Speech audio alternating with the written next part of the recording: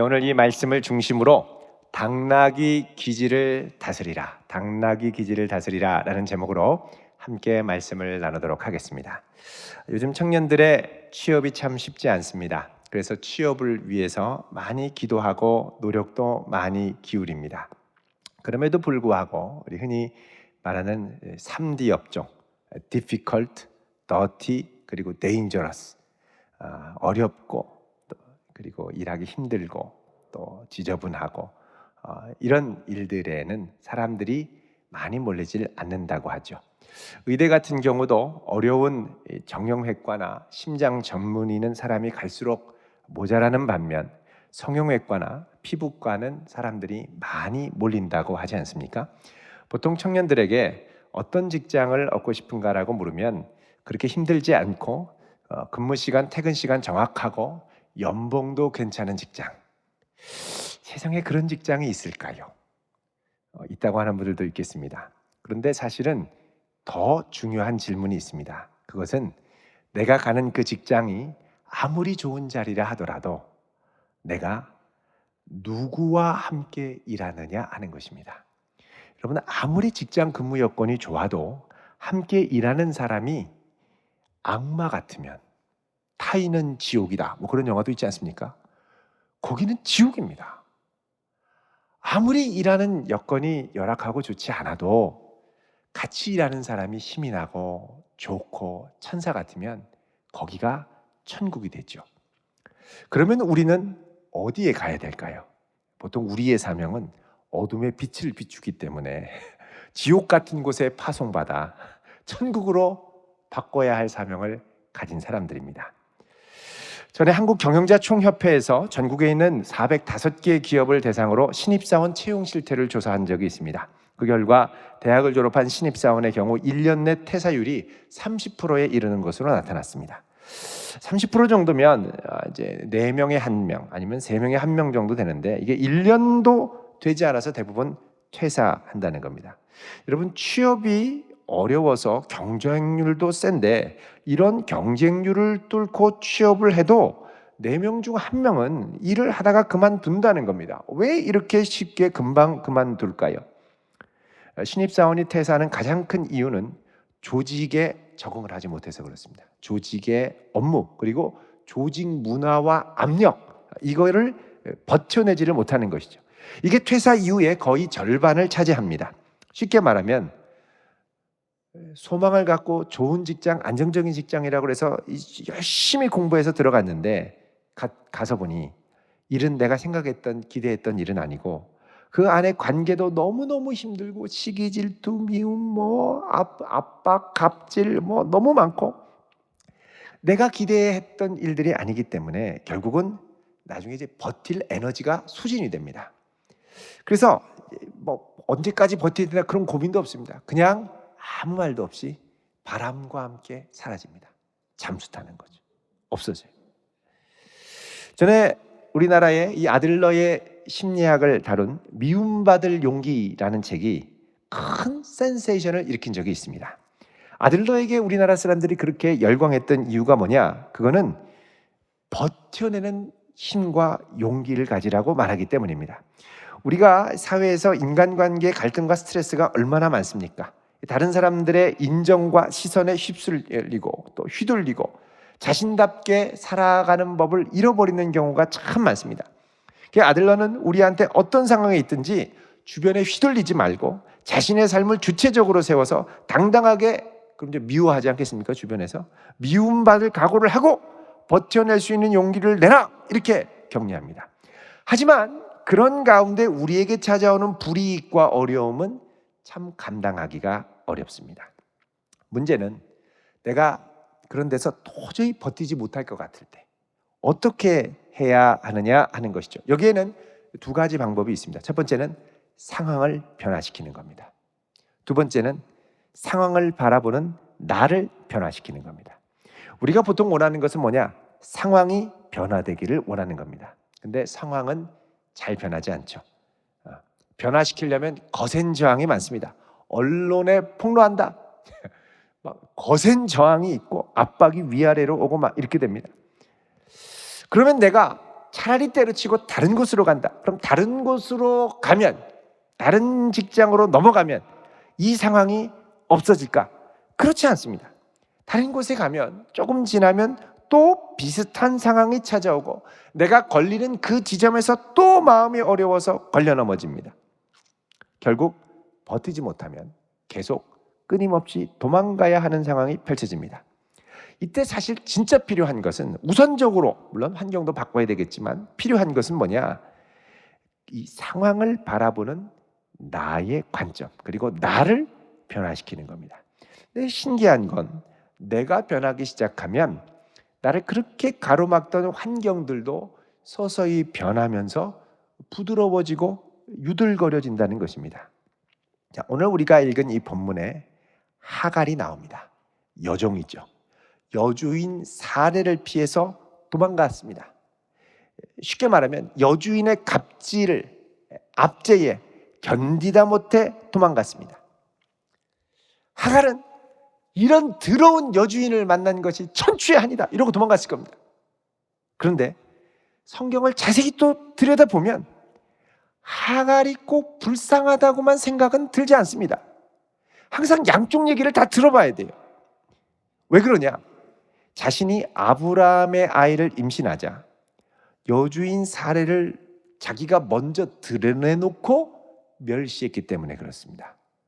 사실 자기가 이렇게 임신한 것도 여주인이 허락해서 아브라함이 들어가서 임신을 했기 때문에 가능한 것이고 여주인이 배려를 해줬기 때문에 가능한 건데 마치 자신이 사례보다 능력이 있고 우월한 여자인 양 교만하게 군림하다가, 그러니까 쉽게 말하면 대든 거죠. 여주인의 자리를 대신 차지하려고 하다가 결국은 여주인에게 학대를 당했습니다. 점점 환경이 어려워지고 버티기 힘들자 하갈이 했던 선택은 무엇입니까? 도망가는 겁니다. 상황을 바꾸고 자기가 회개하고 죄송하다 그러고 가슴을 찢고 회개하는 것이 아니라 도망가는 겁니다. 여러분, 하갈은 환경을 바꾸고 싶어도 사실 여종이었기 때문에 환경을 바꿀 수 있는 힘이 없었습니다. 만약 그렇다면 하갈은 회개하고 스스로를 변화시켜야 했습니다. 그러나 그녀는 스스로의 변화를 거부하고 도망을 갑니다. 그러니까 현실 회피를 선택한 겁니다. 자, 이렇게 해서 도망가는데 감사한 것은 하나님께서 이렇게 도망가는 하갈을 긍휼히 여겨서 찾아오셨다는 거예요. 이게 놀라운 겁니다.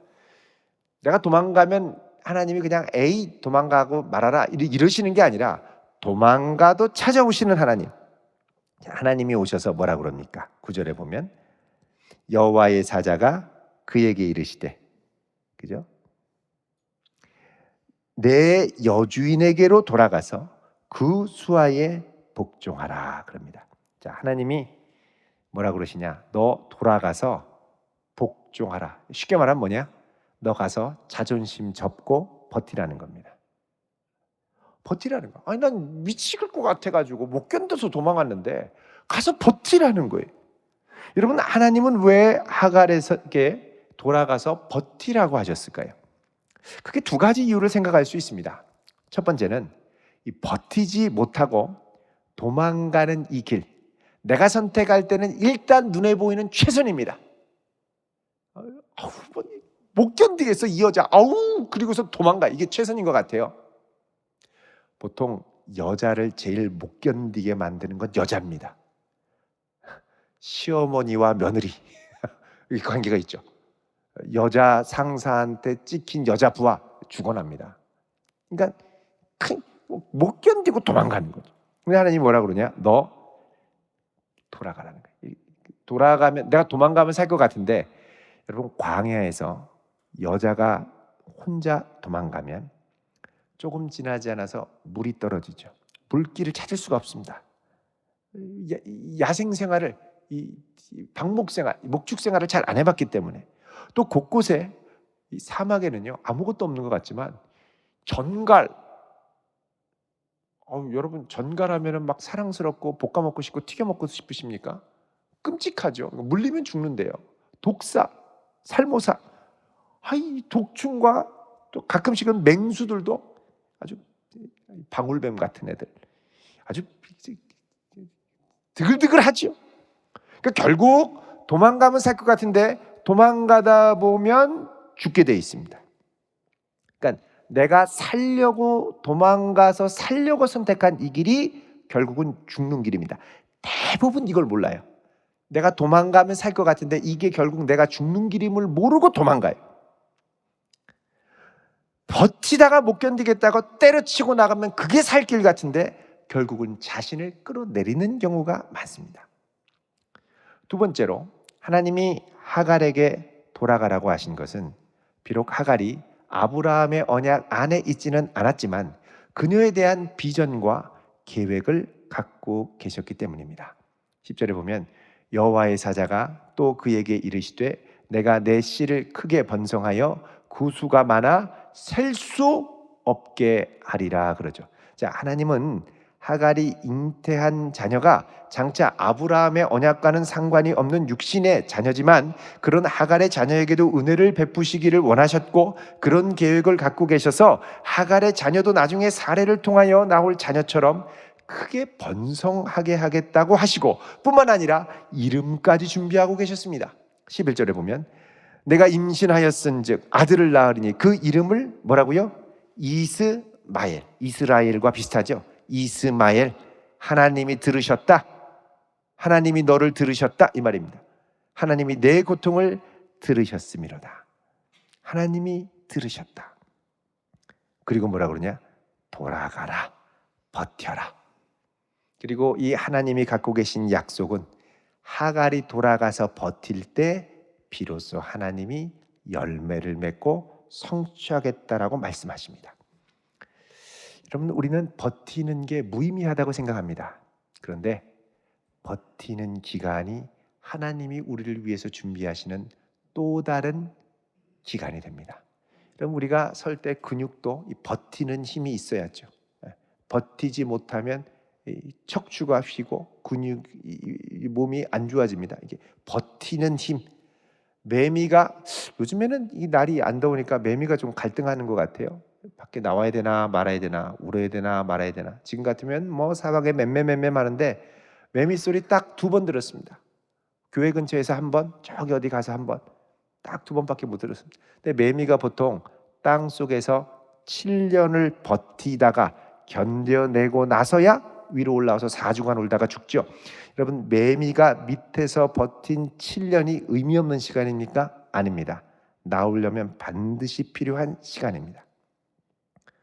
여러분, 우리도 버텨야 돼요. 가끔씩. 그러니까 우리가 기도하다가 여기까지 인도하신 분이 분명 하나님이고 부인할 수 없는 하나님의 인도하심으로 여기까지 온 게 내 마음에 확신이 들면 그 다음에 자꾸 도망갈 기도를 할 게 아니고 버틸 기도를 해야 됩니다. 버텨야 되는 거예요. 자, 하나님이 이 말씀을 하셨지만 이 하갈의 경우는 여전히 버티는 것이 쉽지가 않지요. 왜 그렇습니까? 12절 보시면 이렇게 말씀합니다. 읽습니다. 시작. 그가 사람 중에 들나귀 같이 되리니 그의 손이 모든 사람을 치겠고 모든 사람의 손이 그를 칠지며 그가 모든 형제와 대항해서 살리라 하니라. 아멘. 자, 이스마엘이 장차 뭐 같이 되느냐? 들나귀 같이 될 것이다 라고 얘기를 합니다. 들나귀, 영어로 하면 wild donkey입니다. wild donkey, 야생 당나귀입니다. 여러분, 야생 나귀의 특징이 있습니다. 말을 듣지 않아요. 얘는 이 야생 나귀는 한번 고집을 피우면 꺾을 수가 없습니다. 뿐만 아닙니다. 가는 데마다 들이받고 가는 데마다 희흰거리고 막 짐 제대로 실지도 않고 문제를 일으키죠. 그래서 12절 중반부에 보면 그의 모든 손이 사람을 치겠고 또 모든 사람의 손이 그를 칠 것이며 그가 모든 형제와 대항해서 살리라 그러죠. 모든 형제와 화합해서 사는 게 아닙니다. 격하게 충돌하며 갈등 가운데 서로를 치며 살아간다는 겁니다. 왜 서로를 치려고 그럽니까? 그 안에 있는 기질이, 나귀의 기질, 당나귀의 기질이, 야생 나귀의 기질이 스스로 절대적인 유일한 기준이 되고자 하기 때문에 그렇습니다. 우리는 종종 그렇지도 않으면서 자기가 완전한 사람인 양 착각을 하고 교만해져서 다른 사람들도 자기 기준대로 완전하기를 바랍니다. 근데 자기는 완전하지가 않아요. 내로남불이죠.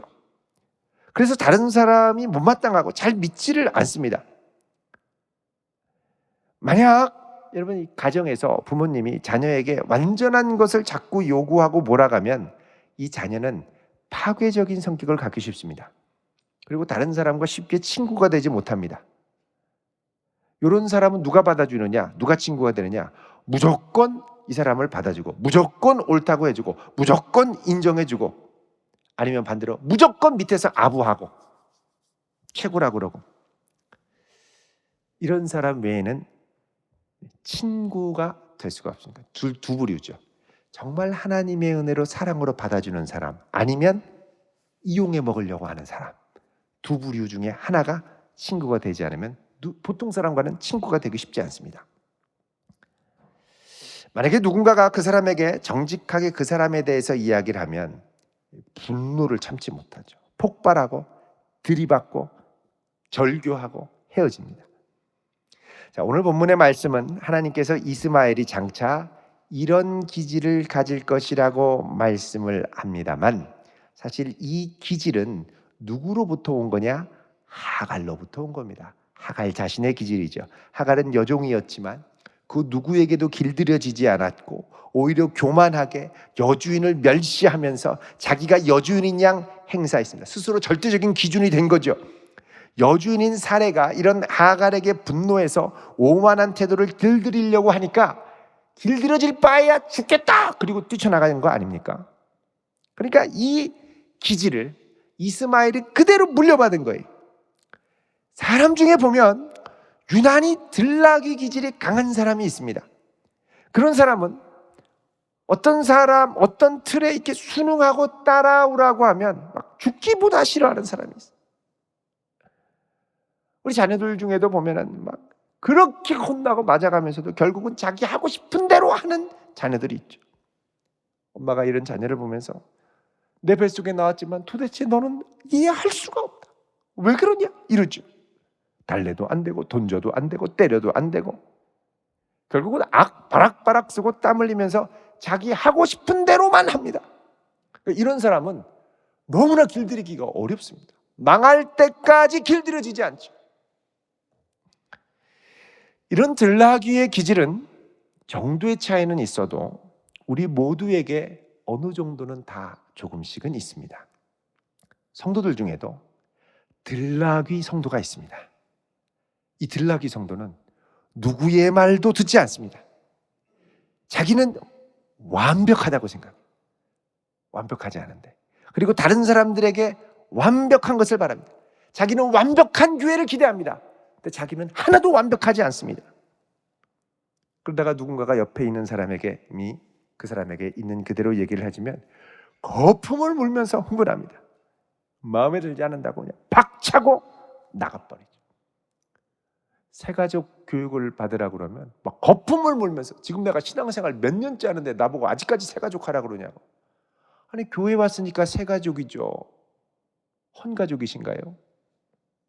새 신자 교육이 아니라 새 가족 교육이라니까요. 그래도 못 알아들어요. 와! 다른 교회 가겠다고. 가시라고. 무슨 교회가 이러냐고. 그럼 받으시라고. 너무너무 힘들어요. 너무너무 힘들어요. 목사님이 돼가지고 성도들을 쫓아낸다고 막 또 이러신다. 여러분 이런 분들은요 하나님 말씀에도 잘 복종하지 않습니다. 겉으로는 아주 나이스한 것 같고 신사적인 것 같아도 하나님의 말씀에 길들여지지 않습니다. 여러분 사회성 좋은 거랑 영적으로 하나님 앞에 훈련되고 길들여지는 건 근본적으로 다른 겁니다. 누구한테 길들여지기가 싫습니다. 나는 그저 나만의 생활을 나만의 방식대로 영위하고 싶습니다. 여러분 주님께서 우리를 교회로 부르셨습니다. 교회로 부르신 건 뭐냐? 우리가 함께 예수 그리스도의 은혜, 나 같은 죄인을 살리신 주의 은혜로 서로 사랑하고 이 은혜를 흘려보내라고 하시는 주님의 부르심, 이 교회의 부르심이거든요. 함께 모여 서로 사랑하며 예수님의 몸을 이루라는 부르심이 있기 때문에 우리가 교회로 모이는 거죠. 근데 예배 끝나자마자 누구에게도 잡히고 싶지 않고 누구에게도 소속되고 싶지 않고 길들여지기도 싫고 나만의 신앙생활을 영위하고 싶다는 거예요. 예배 마치면 잡힐까 싶어서 불이 나게 도망가. 불이 나게. 엮이면 골치 아파진다. 여러분, 이스마엘의 이야기는 우리의 이야기입니다. 우리가 예수를 믿긴 믿지만 사실 우리 안에는 이런 야수의 기질이, 들나귀의 기질이 그대로 있습니다. 많은 사람들이 사실 일종의 자기 도취에 빠져서 삽니다. 그런 사람들의 눈에는 세상이 우습게 보이죠. 하갈이 사례를 멸시했듯이 자기만을 아주 특별하게 생각합니다. 분명한 것은 이런 들나귀의 기질은 성령의 능력과 하나님의 말씀으로 죽이기 전에는 좀처럼 사라지지 않는다는 사실입니다. 내가 나 자신을 철저히 그리스도의 십자가 앞에 부인하기 전까지 우리의 들나귀 기질은 죽지 않습니다. 하나님은 내 안에, 하갈 안에 있는 이 들나귀의 기질을 생존의 조건이 결여되어 있는 광야에서 그분의 말씀으로 다루시죠. 다시 말씀으로 돌이켜서 종의 자리로, 겸손한 복종의 자리로 돌아가라고 하시죠. 그러면서 앞으로 너를 통해 나온 이스마엘도 너와 똑같은 들나귀 기질을 갖고 살아갈 것이라고 말씀합니다. 자손이 많아지는 건 축복이지만 이 자손들이 모두 들나귀 같은 자손들이면 이거는 복이라기보다 오히려 근심과 재앙에 가깝습니다. 아무리 믿음 좋은 아브라함의 자손이라고 하더라도 자연적인 출생만으로는 하나님의 백성이 될 수 없습니다. 아무리 믿음 좋은 집에서 태어나도 그 자체로 하나님의 백성이 되는 것이 아닙니다. 하나님의 백성이 되려면 물과 성령으로, 하나님의 말씀과 복음의 능력으로 다시 태어나야 됩니다. 자, 이렇게 볼 때 하나님께서 하갈을 광야에서 만나주시고 다시 말씀으로 그녀를 돌이키시고 삶의 현장으로 돌아가서 버티라고 하시는 것은 이유가 있습니다. 그녀가 말씀 앞에 앞으로 복종할 것이고 복종하는 것처럼 이스마엘의 들나귀 기질도 하나님 말씀 앞에 굴복시켜야 내가 살 수 있고 복의 근원이 될 수 있다고 권고하시는 겁니다. 결국 하갈은 이 하나님의 말씀에 순종해서 사라에게 돌아왔고 아들을 낳아서 하나님이 말씀하신 그대로 순종하여 이스마엘이라고 이야기를 했습니다. 이스마엘을 볼 때마다 하나님이 내 고통을 들으셨다. 근데 이 이스마엘이 자랄수록 어떻게 합니까? 얘가 들나귀네요. 이 들나귀를 보고 무슨 생각을 할까요? 내가 바로 저랬지. 이렇게 생각하지 않겠습니까? 여러분, 이제 하갈에게 남은 과제는 이 이스마엘의 들나귀 기질을 어떻게 하나님 말씀 앞에 복종시킬까 하는 것입니다. 나와 내 주변의 사람들, 그리고 우리의 자녀들과 가족들이 모두 하나님의 말씀 앞에 길들여질 수 있기를 축복합니다. 여러분, 내 안에 들나귀 기질은 어떻습니까? 조금만 있으면 막 버티기 힘들어서 막 못 견뎌 하고 그렇게 가고 싶어 했다가 딱 가면 못 견디겠다 그러고 확 뛰쳐나가고 견디지 못하는 사람들이 있어요. 들나귀들. 여러분, 하나님의 말씀에 길들여질 수 있기를 구하기를 바랍니다. 이 기질이 내 스스로 잘 길들여지지 않기 때문에 주님 앞에 나와서 기도하며 성령의 인도하심을 날마다 구할 수 있기를 바랍니다. 주님의 자비의 손길이 우리를 강력하게 붙들어 주시고 길들여 주실 수 있기를 우리 주님의 이름으로 축원드립니다. 기도하겠습니다. 거룩하신 아버지 하나님, 저희들이 참 연약하고 완고합니다. 우리 안에 있는 이 들나귀 기질을 시간 저희들이 직시하며 이 기질을 어떻게 할꼬 주 앞에 올려드리며 나아가기 원하오니 주 성령여 이 시간 오셔서 역사하시고 말씀 가운데 우리를 다스리시고 통치하여 주시옵소서. 시간 찬양 드릴 때에 우리의 속을 보게 하시고 우리의 적나라한 완고함을 그대로 볼 수 있도록 성령님 오셔서 조명하여 주시옵소서. 예수님 이름으로 기도하옵나이다. 아멘.